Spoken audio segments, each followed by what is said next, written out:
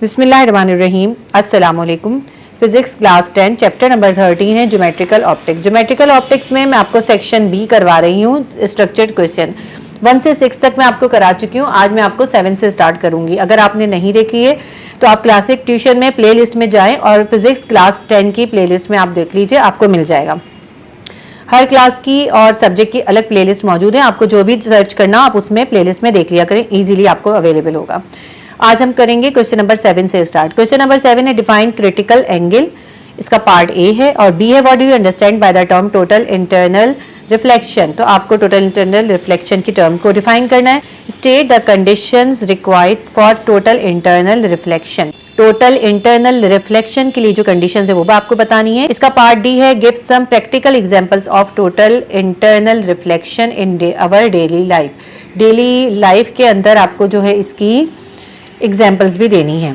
इसका आंसर आपकी बुक में पेज नंबर 66 पे मौजूद है, लेकिन मैं इसको कराने से पहले आपको टोटल इंटरनल रिफ्लेक्शन का कुछ समझाऊंगी, जिससे आपको ये डेफिनेशंस बहुत इजीली करनी आ जाएंगी। ये मैंने थोड़ा सा पेंसिल से ड्रॉ करके रखा है ताकि ड्रॉ करते हुए गलती ना हो।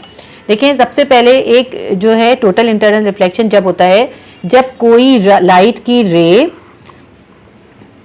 की रे एंटर हो, कहाँ से? डेंसर मीडियम से रेयर मीडियम में। डेंसर मतलब होता है ज्यादा जो डेंस होता है, और रेयर जो थोड़ा लाइट होता है। ठीक है, तो ये डेंसर मीडियम है, यहाँ से लाइट की रे निकली है और यहाँ से रिफ्लेक्ट हुई है। तो मैं यहाँ पे बना लेती हूँ परपेंडिकुलर। की बुक में भी ये डायग्राम बनी हुई है, मगर उसके अंदर जो है ना यहाँ पे उन्होंने डी जैसा बनाया हुआ है। जरूरत नहीं है, सिर्फ ऐसे ही बना दें। आप यहाँ लिख दें डेंसर मीडियम। ठीक है, ये डेंसर मीडियम है और ये जो है हमारा ऊपर ये है रेयर मीडियम। यूँ समझ लें जैसे कि पानी में से निकल रही है लाइट की रे, पानी में से, और बाहर हवा में आ रही है। ठीक है, तो इसने ये नॉर्मल के साथ इंसिडेंट एंगल ऑफ इंसिडेंट बनाया, ये रिफ्रैक्ट हो गई। ठीक है, अब ये यहाँ से रिफ्रैक्ट हो गई। ठीक है, और इसने यहाँ पे एंगल ऑफ रिफ्रैक्शन बना लिया। ठीक है, ये रिफ्रैक्शन हो गया। तो इसको आप देखें तो ये एंगल ऑफ इंसिडेंट है और ये एंगल ऑफ रिफ्रैक्शन है। ये तो नॉर्मल कंडीशन हो गई। लेकिन अगर ऐसा हो कि ये एंगल ऑफ इंसिडेंस थोड़ा सा बड़ा हो जाए तो एंगल ऑफ रिफ्रैक्शन भी बड़ा हो जाएगा। जैसे मैंने एक और ड्रॉ करके दिखाया आपको यहाँ पर, ये एंगल ऑफ रिफ्रैक्शन को मैंने थोड़ा सा बड़ा कर दिया। ठीक है, देखिए ये थोड़ा बड़ा कर दिया, तो अब एंगल ऑफ रिफ्रैक्शन भी बड़ा हो गया हमारा। जैसे जैसे वो बढ़ता जाता है, थोड़ा सा इसमें अगर गलत हो जाए कलर की वजह से तो आप उसको मैनेज कर लीजिएगा, क्योंकि ये कलर बहुत मोटी उसका है ना, इसीलिए थोड़ा सा डिफरेंस हो सकता है। ये देखिए थोड़ा सा ये हो गया है इसमें मुझसे ना, सही नहीं बना इसके अंदर। तो ये एंगल आई और एंगल आर से, अब ये देखें ये रे इधर थी, यहाँ से यहाँ निकली थी ना, यहाँ से आई है यहाँ पर निकली है। ठीक है, तो ये यहाँ से यहाँ पे निकल गई। लेकिन एंगल आई और बड़ा हो जाए, इतना बड़ा हो जाए कि ये जो एंगल ऑफ आर है ना, ये बिल्कुल 90 का हो जाए। तो नेक्स्ट हमारे पास जो होगा ये यही करेंगे हम। तो इसको मैं थोड़ा सा ऐसे करके बनाऊंगी, वरना ये सही बनेगा नहीं। ये आई इंसिडेंट रे और ये रिफ्लेक्ट कहाँ पर हो गई? इतना एंगल ऑफ इंसिडेंट बड़ा हो गया, इतना एंगल ऑफ इंसिडेंट बड़ा हो गया। ये मैं मिटा दूं, ये थोड़ी मिस्टेक हो गई है। इतना एंगल ऑफ इंसिडेंट बड़ा हो गया कि जो रिफ्लेक्टेड रे थी वो बिल्कुल 90 के एंगल पे रिफ्लेक्ट हो गई। ये देखिए 90 के एंगल पे, नॉर्मल तो वहीं पर ही है ना। ये देखें इसने कितना एंगल बना लिया यहाँ पे, 90 के एंगल पे। तो ऐसी कंडीशन में जब इतना एंगल ऑफ इंसिडेंट बड़ा हो जाए कि जो है रिफ्रैक्टेड रे वो 90 के एंगल पे रिफ्रैक्ट हो जाए, 90 का एंगल बना के रिफ्रैक्ट हो जाए, तो वो एंगल ऑफ इंसिडेंट कहलाता है क्रिटिकल एंगल। तो आपसे इन्होंने जो है एक पार्ट बी में पूछा था क्रिटिकल एंगल डिफाइन करें। एंगल ऑफ इंसिडेंट इतना बड़ा हो जाए कि रिफ्रैक्टेड रे जो है वो 90 का एंगल बना के रिफ्रैक्ट हो जाए, 90 का एंगल बना के रिफ्लेक्ट हो जाए, तो ये कहलाता है क्रिटिकल एंगल। ठीक है, यहाँ तक आए। लेकिन अब होगा कि और बड़ा हो जाए तो क्या होगा? अब क्या होगा? यहाँ तक तो ये इक्वल आ चुकी ना, बिल्कुल देखें लेवल पे आ गए मीडियम के। एक मीडियम यहाँ है, एक मीडियम यहाँ है, तो ये तो बिल्कुल उसकी सरफेस पे आ गई है। अगर ये क्रिटिकल एंगल और बड़ा होगा तो क्या होगा? ये इस मीडियम के अंदर वापस आ जाएगी। ये कहलाता है टोटल इंटरनल रिफ्लेक्शन। ठीक है, यानी अगर angle of incident critical angle से, ये जो क्रिटिकल एंगल बन गया ना जिसने 90 पे करा था, इससे भी बड़ा हो जाए, क्रिटिकल एंगल से भी बड़ा हो जाए, तो रे जो होती है रिफ्रैक्ट नहीं होती बल्कि रिफ्लेक्ट हो जाती है उसी मीडियम के अंदर। इसको देखें, ड्रॉ करके मैं आपको दिखाती हूँ, पर्टिकुलर बना देती हूँ। ठीक है, अब एंगल ऑफ इंसिडेंट जो ये था क्रिटिकल एंगल था, इससे भी बड़ा हो गया है, इससे भी बड़ा हो गया। ये देखें, ठीक है, ये क्रिटिकल एंगल से भी बड़ा हो गया। अब ये आई है। ठीक है, और अब जो है ना ये रे बजाय इस तरह जाने के इसी मीडियम के अंदर रिफ्लेक्ट हो जाएगी। ये देखिए ये आर हो जाएगा और एंगल आई और एंगल आर इसमें इक्वल होंगे। ये कहलाता है टोटल इंटरनल रिफ्लेक्शन। उम्मीद करती हूँ आपको क्रिटिकल एंगल भी समझ में आ गया होगा और टोटल इंटरनल रिफ्लेक्शन भी समझ में आ गया होगा। ये देखिए जरा कि ये जो है ना ये थोड़ी सी ना मुझे सही बनी हुई नहीं लग रही। हालांकि मैंने अगर हम देखें तो ये स्ट्रेट नहीं है, इसको थोड़ा सा आपको पता है ना रिफ्रैक्ट होना, ये सेम पैथ पे नहीं जानी। अगर मैं इसको आगे करूँ तो ये थोड़ी सी रिफ्रैक्ट हुई है लेकिन बहुत कम रिफ्लेक्शन शो कर पाई हूँ। थोड़ी सी इस डायग्राम को तो ठीक करना पड़ेगा। मैं इसको मिटा के ठीक कर देती हूँ कि मैं दोबारा बना लेती हूँ। अगर ये मेरा एंगल है, एंगल ऑफ इंसिडेंट है, ठीक है, तो मेरा रिफ्लेक्शन जो है ना ये रे बिल्कुल सीधी नहीं ले सकते, हमें थोड़ा सा उसको कर्व करना पड़ेगा क्योंकि रिफ्लेक्शन कहते ही ना उसका पैथ को चेंज होने को पैथ कहते हैं। तो ये देखें थोड़ा पैथ चेंज हो गया तो ये हमारी इस तरह बन जाएगी रे। यहाँ से हम दिखाएंगे ये एंगल ऑफ इंसिडेंट होगा, ये एंगल ऑफ रिफ्रैक्शन हो जाएगा। ठीक है, ये मैंने करेक्ट कर दिया। अब हम बुक में देखते हैं कैसे लिखा हुआ है और आप उसी से फिर लिखेंगे समझ, और ये आपको ड्रॉ भी करनी होगी इसी तरह से। ठीक है, आप चाहे बुक वाले तरीके से ड्रॉ करना चाहें उससे कर लें, आपको ये इजी लगता है आप ये कर लीजिए। ये रही इसकी डायग्राम्स। आपकी बुक में पेज है 66 पे और ये जो शेड हुआ है यही है बिल्कुल। The angle of incident that cause the reflected ray in rare medium to bend through 90 is called critical angle. Angle of incidence जिसकी वजह से रिफ्रैक्टेड रे रेयर मीडियम के अंदर बैंड हो जाए 90 के एंगल पे, वो कहलाता है क्रिटिकल एंगल। यहाँ से यहाँ तक इसकी डेफिनेशन हो गई। उसके बाद आपको टोटल इंटरनल रिफ्लेक्शन की डेफिनेशन लिखनी है, तो उसकी यहाँ से यहाँ तक है।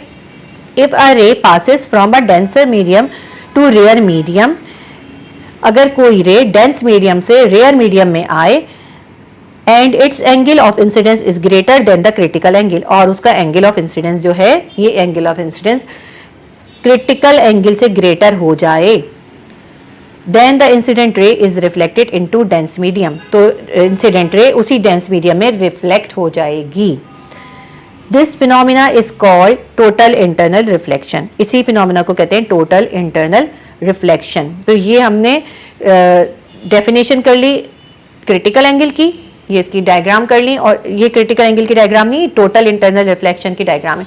ये इन्होंने ऐसे ही बनाया है, बस इसको जरूरत नहीं है आप सीधी लाइन ड्रॉ कर दें और यहाँ पे मैं एक डायग्राम में मेंशन कर दें कि ये डेंसर मीडियम है और ये रेयर मीडियम है, और एरो से पता चलता है कि कहाँ से कहाँ रे जा रही है। एरो जरूर बनाए, इस एरो से इस साइड से होने से पता चल रहा है कि रे यहाँ से जा रही है और यहाँ निकल रही है। इसके बाद इन्होंने हमसे एक पार्ट इसमें ये पूछा था कि आप ये बताइए कौन सी कंडीशंस होंगी जब टोटल इंटरनल रिफ्लेक्शन होगा। बुक में आपका इसका आंसर नहीं है, ये बहुत इंपॉर्टेंट सवाल है, ये बहुत सालों से ये सवाल इसी तरह से आता है कि आप डिफाइन करें टोटल इंटरनल रिफ्लेक्शन और उसकी कंडीशंस बताएं। तो इसकी दो कंडीशंस है। सबसे पहली इंपॉर्टेंट कंडीशन ये है कि लाइट को लाजमी तौर पे ज़रूरी है कि वो डेंस मीडियम से जो है रेयर मीडियम में या लेस डेंस मीडियम में जाए। ठीक है, पहली कंडीशन, जब ही ऐसा होगा वरना नहीं होगा। टोटल इंटरनल रिफ्लेक्शन कब होगा? जब लाइट डेंसर मीडियम से रेयर मीडियम में जाएगी। दूसरा इसकी कंडीशन क्या है कि angle of incidence should be greater than the critical angle. Angle of incidence जो है क्रिटिकल एंगल से ज्यादा होना चाहिए, तभी वो लाइट में टोटल इंटरनल रिफ्लेक्शन होगा, तभी वो उस मीडियम में वापस आएगी। जो मैंने बताया वही लिखा हुआ है, मैं आपको फिर पढ़ के बता देती हूँ। There are two conditions. Number 1, it occurs when light passes from optically denser medium to rare medium. ये जब होता है जब लाइट पास करती है ऑप्टिकली डेंसर मीडियम से रेयर मीडियम में, एक डेंस मीडियम से यानी हल्के मीडियम में आती है।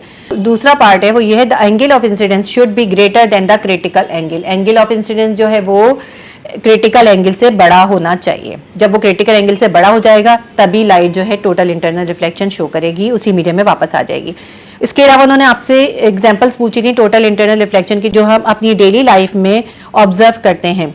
तो मैं आपको उसकी कुछ एग्जांपल बताती हूँ, आपकी बुक में मौजूद नहीं है, ये आपको अपने पास से लिखनी है। मैं आपको बता रही हूँ, समझा रही हूँ, आप अपने वर्ड में भी लिख सकते हैं। सबसे पहला, we can observe some example of total internal reflection in daily life. Number 1 is mirage in desert. Desert के अंदर मिराज क्या चीज होती है? डेजर्ट में अक्सर ये होता है, इल्यूजन होता है। जो लोग डेजर्ट में सफर कर रहे होते हैं उनको इल्यूजन ये होता है, वो दूर से देख रहे होते हैं कि उनको लगता है कि जो है सामने जो है आगे जाके काफी आगे जाके पानी है, क्योंकि उनको उसके अंदर जमीन के ऊपर जो है दरख्तों की और चीजों की इन्वर्टेड यानी उल्टी जो है इमेजेस दिखाई दे रही होती हैं। तो ये सोचते हैं ये पानी में इमेज बन रहा है, वो जब वहां पहुंचते हैं तो पता चलता है वो तो इल्यूजन था, उसको कहते हैं मिराज इन डेजर्ट। वो बनता किस वजह से है? वो बनता है टोटल इंटरनल रिफ्लेक्शन की वजह से। मैंने उसका पूरा प्रोसीजर नहीं लिखा कि उसका किस तरह से होता है, मैंने आपको सिर्फ शॉर्टली बताया, इसके अंदर वही लिखा है, वरना इसका एक पूरा मेथड होता है। ठीक है, अब हम देखते हैं। पहला है इसकी example, mirage in desert. Mirage is an optical illusion often seen in desert. Mirage जो है एक जो है निगाह का धोखा होता है जो कि हमने डेजर्ट में दिखाई देता है। Due to which an observer sees inverted images of distant objects, जिसकी वजह से जो भी ऑब्जर्व कर रहा है, जो देख रहा है, उसको जो है उल्टे इमेजेस दिखाई देते हैं दूर की चीज़ों के। And thinks that these images are forming in water, वो समझता है कि ये जो इमेजेस हैं ये वाटर में बन रहे हैं। Although no water exist there, हालांकि वहाँ पे कोई पानी नहीं होता। ये तो मिराज हो गया इन डेजर्ट। इसके बाद मैंने इसकी सेकंड एग्जांपल आपके लिए दी है। सेकंड एग्जांपल है स्पार्कलिंग ऑफ डायमंड, यानी कि जो डायमंड चमकता है उसके अंदर भी टोटल इंटरनल रिफ्लेक्शन ही हो रहा होता है। The diamond sparkles as the rays of light suffer total internal reflection at its various faces, क्योंकि उसके बहुत से सारे वेरियस फेसेस होते हैं, तो उसके अंदर लाइट जो होती है उसके अंदर जब एंटर होती है तो उसके अंदर उसके मुख्तलिफ फेसेस पे टकरा टकरा के अंदर ही अंदर रिफ्लेक्ट होती रहती है, तो जिसकी वजह से टोटल इंटरनल रिफ्लेक्शन की वजह से हमने वो चमकता हुआ दिखाई देता है। इसके अलावा गर्मियों में आपने देखा होगा आपको रोड जो होते हैं गीले या चिकने चिकने महसूस, शाइनी शाइनी महसूस हो रहे होते हैं, तो वो भी जो है टोटल इंटरनल रिफ्लेक्शन की वजह से होता है। तो इसकी मैंने थर्ड दी है, रोड लुक्स वेट, गीले लगते हैं, वेट लग रहे होते हैं। During hot summer days hot tar roads looks wet and shiny due to total internal reflection. जो समर डेज के दौरान में जो टार के रोड होते हैं, ब्लैक जो होते हैं, टारकोल से बने हुए रोड जो होते हैं, लुक्स वेट, वो गीले लग रहे होते हैं, एंड शाइनी, और शाइनी भी लग रहे होते हैं इन टोटल इंटरनल रिफ्लेक्शन की वजह से। ये जो है आपका क्वेश्चन कंप्लीट हो गया टोटल इंटरनल रिफ्लेक्शन का, question number 7। Question number 8, determine the critical angle of light in diamond, the reflective index of diamond is 2.41। देखिए इस क्वेश्चन के अंदर इन्होंने हमें रिफ्लेक्टिव इंडेक्स दे दिया डायमंड का 2.41, और इन्होंने हमसे कहा है कि अगर क्रिटिकल एंगल है तो एंगल ऑफ रिफ्रैक्शन कितना होगा। यकीनी तौर पे जब क्रिटिकल एंगल होता है तो एंगल ऑफ रिफ्रैक्शन जो है 90 हो जाता है।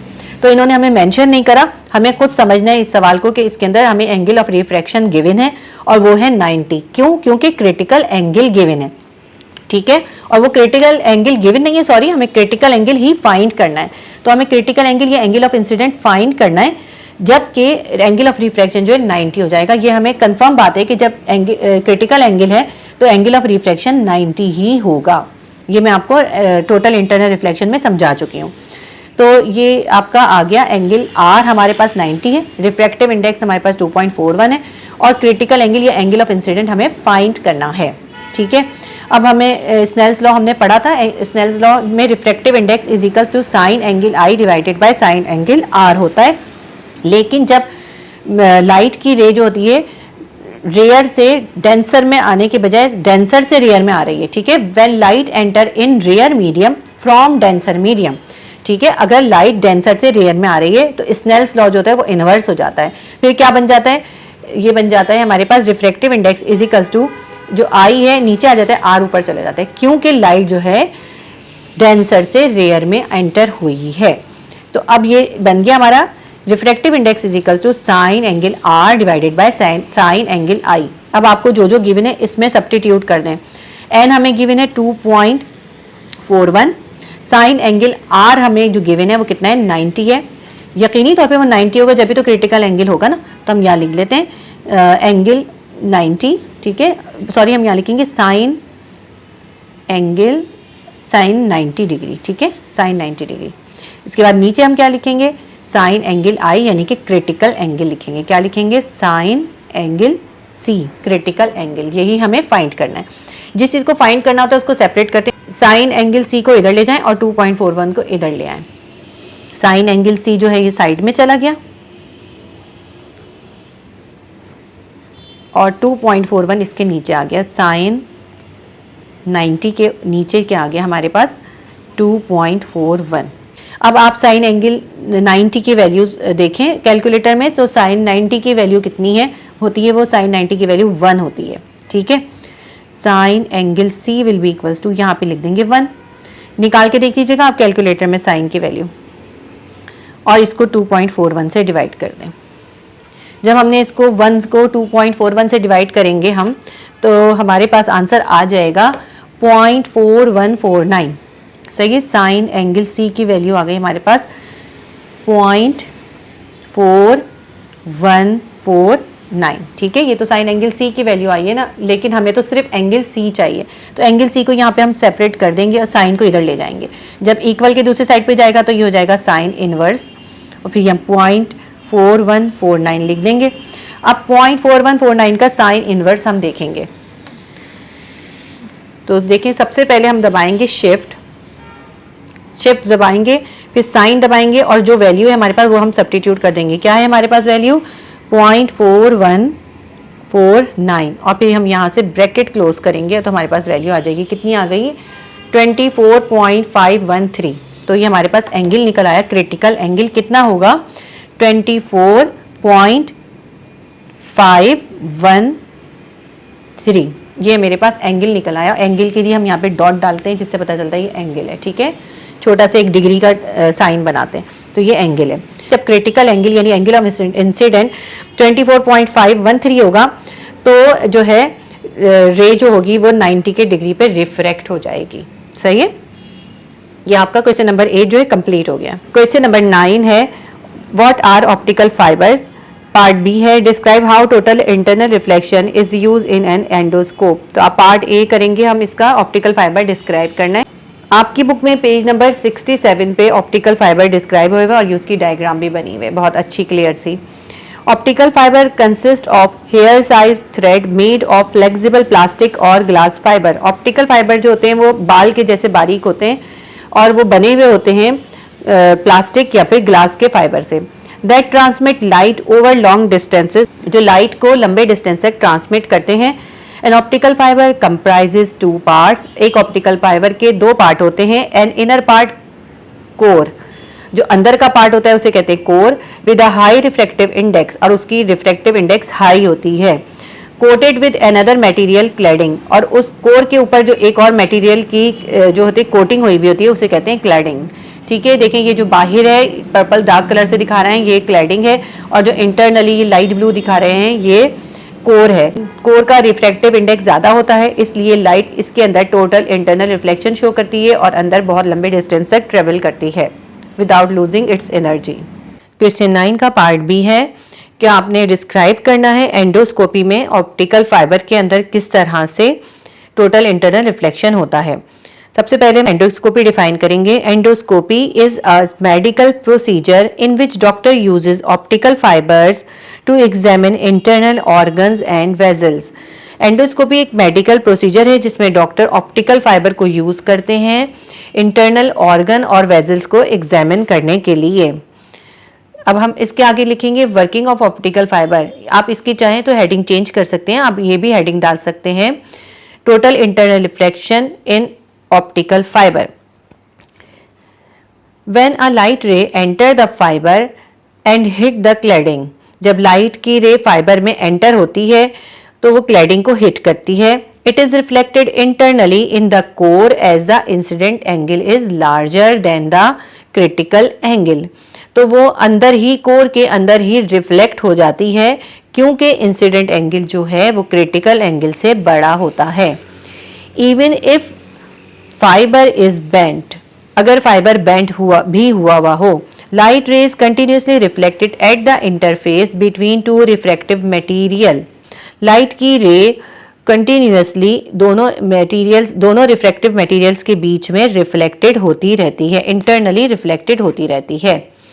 Cover long distances without losing energy, इस तरह वो लॉन्ग डिस्टेंस तक चली जाती है एनर्जी लूज किए बगैर। देखिए ये ऑप्टिकल फाइबर मैंने ड्रॉ किया, आपकी बुक में भी बना हुआ है, आप चाहे तो बुक से बना लीजिएगा। ये बाहर का थोड़ा सा अलग शेड बनाया है, अंदर अलग शेड बनाया है। ये बाहर का क्लैडिंग है, अंदर जो है कोर है, और ये लाइट की रे है जो कि टोटल इंटरनल रिफ्लेक्शन अंदर शो कर रही है। ये देखिए ना, ये इस तरह आया, इस अंदर ही इसे दोनों इंटरफेसेस के बीच में यानी कि दोनों आमने सामने ये टकरा के दूर तक चली जाती है और इसकी एनर्जी भी लूज नहीं होती। इस तरह इस ऑप्टिकल फाइबर के जरिए लाइट जो होती है वो इंटरनल ऑर्गन तक पहुंचाई जाती है और इसमें कैमरा भी लगा होता है, उस कैमरे के जरिए उससे एग्जामिन कर लिया जाता है इस ऑप्टिकल फाइबर के जरिए। क्वेश्चन नंबर 10 है draw the ray diagram of a magnifying glass. Magnifying glass की रे डायग्राम बनानी है। पार्ट बी है how can you use a thin converging lens as a magnifying glass, और आपको बताना है कि एक थिन कन्वर्जिंग लेंस से कैसे मैग्नीफाइंग ग्लास बन जाता है। सी है give the magnification of magnifying glass, और आपको मैग्नीफाइंग ग्लास की मैग्निफिकेशन भी देनी है। सबसे पहले मैं आपको रे डायग्राम बनाना सिखाती हूँ कि मैं इसकी जो पार्ट ए करना है हमें डायग्राम बनानी है। मैंने पेंसिल से ड्रॉ करी है, आपको मैं पेन से ड्रॉ करके दिखाऊंगी, पूरी सिखाऊंगी। पेंसिल से मैं इसलिए पहले से ड्रॉ करती हूँ ताकि कोई मिस्टेक ना हो जाए, क्योंकि अगर जब मैं डायरेक्ट पेन से करूँगी तो फिर मिस्टेक हो जाएगी, करेक्ट नहीं कर पाऊंगी। पेंसिल से तो करेक्ट हो जाती है और आपने पेंसिल से ही बनानी होती है ये। सबसे पहले जो है हम एक जो है एक्सेस बना देंगे, प्रिंसिपल एक्सेस। ये हम कितना भी बना सकते हैं, जैसे हम 12 का लिया यहाँ से यहाँ तक, यूँ समझे बिल्कुल सेंटर में इसके 6 मैंने 6 पे पॉइंट ले लिया, ठीक है। अब इसके ऊपर जो लेंस बनाना है ना, आपने लेंस किस तरह बनाना है ये आप अच्छे से समझ लीजिए। ये देखें, सबसे पहले आप यहाँ इसको ले लिया मैंने, पूरी एक लेंगी मैं 4, ठीक है। मैंने 4 पे यहाँ से और यहाँ तक निशान लगा लिया इस तरह करके। ये अब जो आपकी बुक में ना इस तरह के जो है लेंसेज दिए हुए, वरना पहले जो होते पॉइंटेड बनते थे, अब इस तरह बने हुए, तो इसलिए आपकी जैसे बुक में है उसी तरह बनाया है। ये हमने लाइन दे दी और फिर यहाँ से ऐसे करके इसको मिला दिया और यहाँ से ऐसे करके हमने इसको मिला दिया, ठीक है। इसके बाद ये जो हमने कॉर्नर्स दिए थे, इन एजेस को हम यहाँ से लाइन से मिला देंगे, दोनों एजेस को इस तरह करके मिला दिया। ये देखिए कितनी आसानी से हमारा लेंस बन गया। देखने में बड़ा मुश्किल लग रहा था लेकिन कितनी आसानी से बन गया, ठीक है। अब मैं इसको सीधा कर लेती हूँ। अब ये देखिए आप,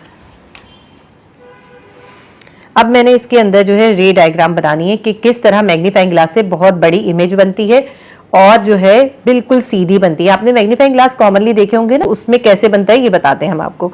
सबसे पहले इसके अंदर हमने ये लेंस ड्रॉ करा, एक प्रिंसिपल एक्सिस बनाया। अब इक्वल डिस्टेंस से F और 2 ले लीजिए दोनों तरफ।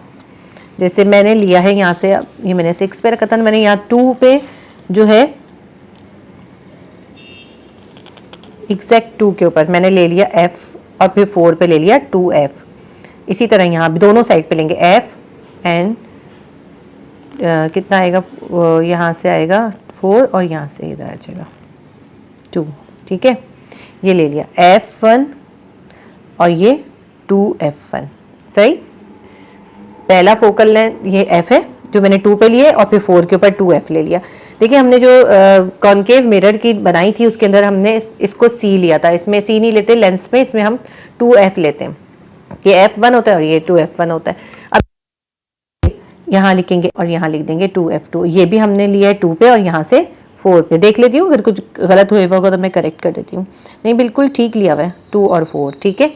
ये 2 और 4 पे मैंने ले लिए। अब मैंने ऑब्जेक्ट जो रखनी है ना, देखिए जब हम मैग्नीफाइंग ग्लास देखते हैं तो हम उसको इस तरह करके ना करीब इस तरह करके ऐसे ऐसे करके चेक करते हैं। तो जब ऑब्जेक्ट जो होती है उसके फोकल लेंथ के अंदर आ जाती है ना, तब जाके इमेज बड़ा बनता है। आप देखेंगे कभी छोटी बन रही होती है, कभी बड़ी बन रही होती है, कभी टेढ़ी बन रही होती है। जब एक परफेक्ट पॉइंट आता है, उस परफेक्ट पॉइंट पे आपको बिल्कुल बड़ी सी बहुत परफेक्ट इमेज दिखाई देती है। वो पॉइंट होता है कि वो ऑब्जेक्ट जो जिसका आप बना ले रहे हैं वो F और P के दरमियान आ जाती है यानी उसका ऑब्जेक्ट का डिस्टेंस जो होता है वो F से छोटा हो जाता है। तो अब मैंने यहाँ पे पूरी एक जो है सेंटीमीटर की यहाँ पे ड्रॉ करती हूँ मैं। ये आप कितनी भी ले सकते हैं लेकिन मैंने एक परफेक्ट वो बनाती हूँ, उससे ये एग्जैक्ट आ जाती है हमारी। ये मैंने 1 ले ली।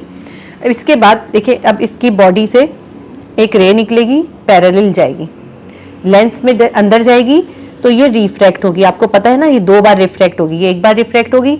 अब इसका रास्ता तो ये बनता है कि ये बनता है इसका रास्ता, है ना, लेकिन ये फिर रिफ्रैक्ट हो जाएगी और ये रिफ्रैक्ट होके किस में से जाएगी, लेंस के F के अंदर से गुजरेगी।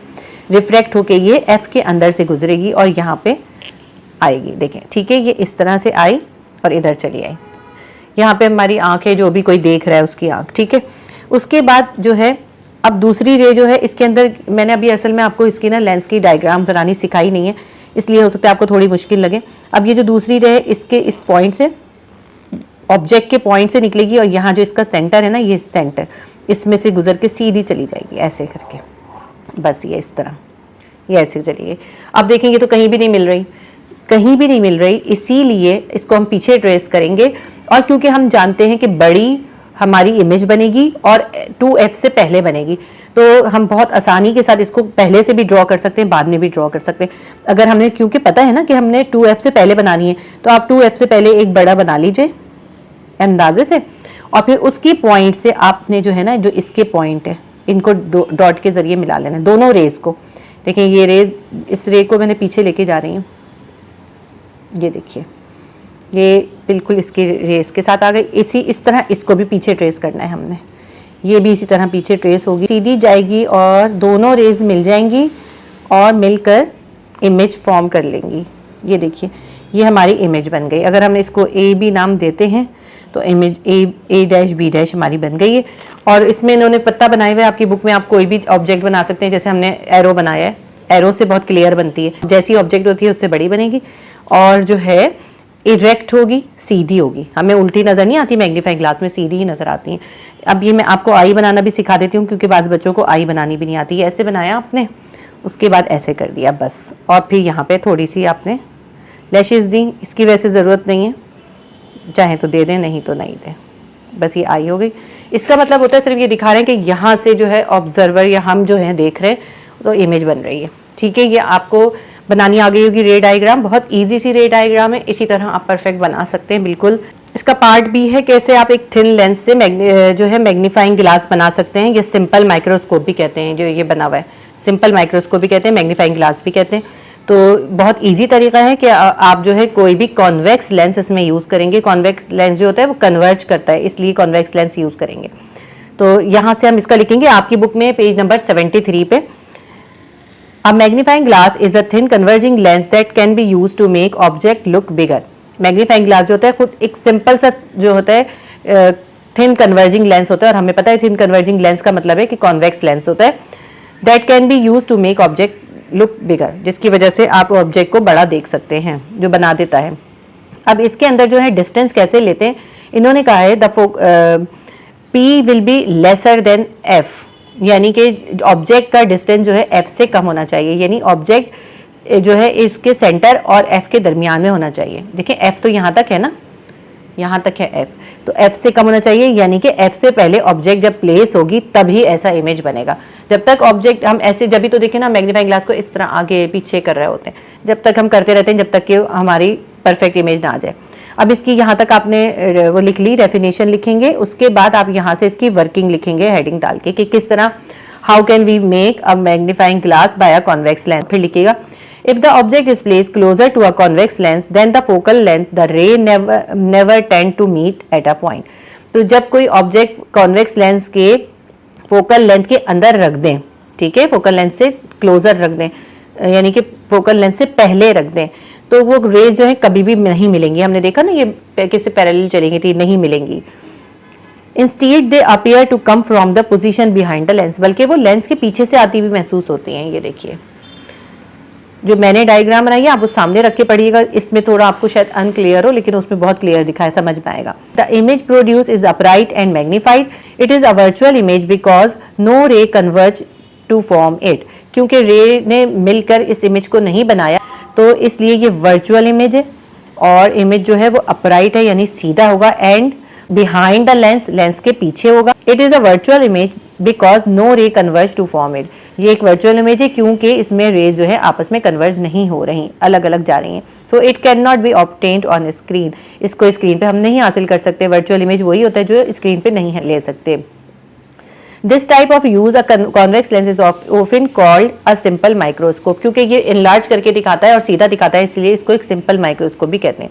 ये तो हमारा हो गया मैग्नीफाइंग ग्लास की वर्किंग समझ लीजिए, या कि how we can convert a convex lens into a magnifying glass, ये हो गया पूरा यहाँ तक। उसके बाद आपसे उन्होंने मैग्निफिकेशन की पावर पूछी है मैग्नीफाइंग ग्लास की, ये आपके बुक में पेज नंबर 75 पे होगी, magnification power of simple microscope. Magnification is equals to size of image divided by size of object, जो भी इमेज का साइज होगा उसको ऑब्जेक्ट के साइज से डिवाइड कर देते हैं तो मैग्निफिकेशन आ जाती है। m will be equals to hi divided by ho, यानी हाइट ऑफ इमेज को आप डिवाइड करेंगे हाइट ऑफ ऑब्जेक्ट से, तो आपके पास मैग्नीफाइंग पावर आ जाएगी किसी भी सिंपल माइक्रोस्कोप या फिर मैग्नीफाइंग ग्लास की, क्योंकि मैग्नीफाइंग ग्लास ही एक सिंपल माइक्रोस्कोप कहलाता है। क्वेश्चन 10 हमारा कंप्लीट हो गया। नेक्स्ट इंशाल्लाह ताला 11 और 12 वाला क्वेश्चन मैं आपको नेक्स्ट वीडियो में करवा दूंगी, क्योंकि वीडियो काफी लंबी हो गई है। आप वीडियो को लाइक कीजिए, शेयर कीजिए और सब्सक्राइब कर लीजिए अगर नए हैं तो। अल्लाह हाफिज।